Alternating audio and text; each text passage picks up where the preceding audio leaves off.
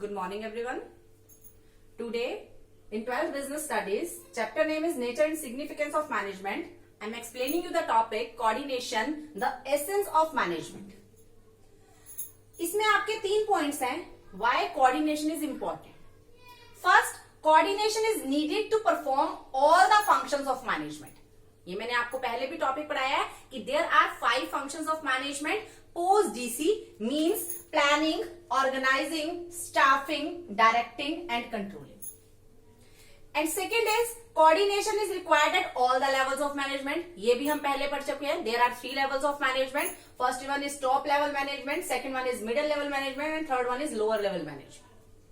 And the last is coordination is the most important function of an organization. यानी coordination एक बहुत important function organization का होता है. मैं आपको इसे एक्सप्लेन करूंगी. First is coordination is needed to perform at all the functions of management. So planning में हमें कोऑर्डिनेशन की रिक्वायरमेंट कहां पर होती है? प्लानिंग में हमें कोऑर्डिनेशन की रिक्वायरमेंट होती है between the main plan and supportive plan. Main plan कौन बनाता है? Top level management. और उसके बेसिस पे सपोर्टिव प्लान कौन बनाता है? Middle level management. तो इन दोनों के बीच में कोऑर्डिनेशन होना बहुत जरूरी है. Second is organising. At the time of organising हमें कोऑर्डिनेशन किस तरह से क्रिएट करना है? Different resources of an organisation, यानी बिटवीन द डिफरेंट रिसोर्सेज. एक ऑर्गेनाइजेशन में बहुत सारे रिसोर्सेज होते हैं, technical resources, financial resources, human resources. तो उन रिसोर्सेज के बीच में हमें डिफरेंट रिसोर्सेज ऑर्गेनाइजेशन में कोऑर्डिनेशन को क्रिएट करना हो. Third is staffing. स्टाफिंग में हमें कोऑर्डिनेशन किसके बीच में क्रिएट करना पड़ता है? Skill of a person and job assign to him.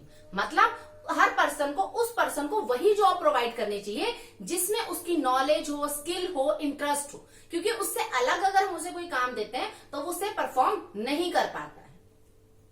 And fourth is directing. Fourth function of management is directing. तो डायरेक्टिंग में हमें कोऑर्डिनेशन की रिक्वायरमेंट कहां होती है? हमें कोऑर्डिनेशन की रिक्वायरमेंट होती है between superior and subordinate. Superior और सबऑर्डिनेट के बीच में जब डायरेक्शंस प्रोवाइड करते हैं तो कोऑर्डिनेशन की रिक्वायरमेंट होती है. Between orders and instructions, order और इंस्ट्रक्शंस के बीच में भी कोऑर्डिनेशन की रिक्वायरमेंट होती है. And guidelines and suggestions. Guidelines और सजेशंस के टाइम पे भी कोऑर्डिनेशन की रिक्वायरमेंट रहती है. And the last function of management is controlling. अब कंट्रोलिंग में हमें कोऑर्डिनेशन की रिक्वायरमेंट कहां होती है? Between the standard performance. Standard performance को हम प्लान्ड परफॉर्मेंस भी कह सकते हैं. Planned performance and actual performance. यानी प्लान्ड परफॉर्मेंस, फॉर एग्जाम्पल आप ये ले सकते हैं कि मैंने एक टारगेट सेट किया था कि मेरी कंपनी शर्ट्स बनाती है. तो मेरी कंपनी ने ये टारगेट सेट किया था कि मुझे विद इन अ मंथ क्या करना है? 1000 शर्ट्स बनानी है. ठीक है, तो ये तो मेरी होगी स्टैंडर्ड या प्लान परफॉर्मेंस. एक्चुअल में 1 मंथ के एंड में जब तक मैंने सोचा था कि 1000 शर्ट्स बनेगी तो कितनी शर्ट्स बनी, वो उसकी एक्चुअल परफॉर्मेंस निकल कर. हो सकता है 1000 बन जाए, हो सकता है थोड़ी कम हो सकता है कि एक्स्ट्रा भी बन गई हो. ठीक है ना. तो इस तरह से उन दोनों के बीच में भी कोऑर्डिनेशन क्रिएट करने की रिक्वायरमेंट होती है. तो इस तरह से हमारे 5 फंक्शंस हैं मैनेजमेंट के. पोस्ट डीसी जो मैंने इसकी शॉर्टकट बताया हुआ है आपको, planning, organising, staffing, directing and controlling, उनके बीच में कोऑर्डिनेशन की रिक्वायरमेंट रहती है.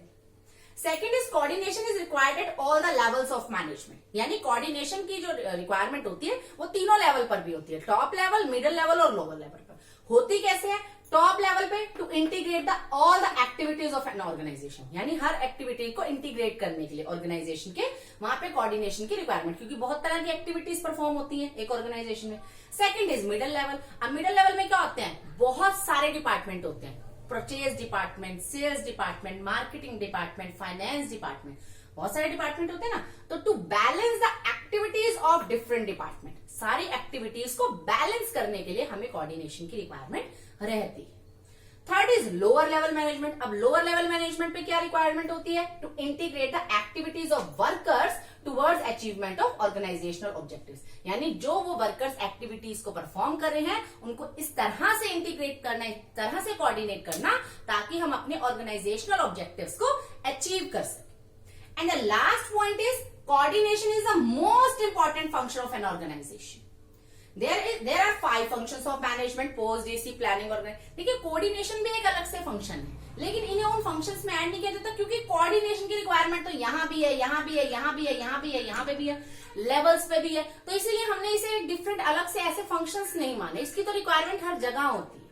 तो it is the most important function of an organisation, यानी any company which fails to coordinate its can not survive, यानी वो ना तो सक्सेसफुली रन कर सकती है लॉन्ग पीरियड में और ना ही सर्वाइव कर सकती है अगर वो अपनी ऑर्गेनाइजेशन में कोऑर्डिनेशन को क्रिएट करके नहीं रखती है, तो वो मार्केट में लॉन्ग रन तक सर्वाइव नहीं कर सके। Thank you and have a nice day.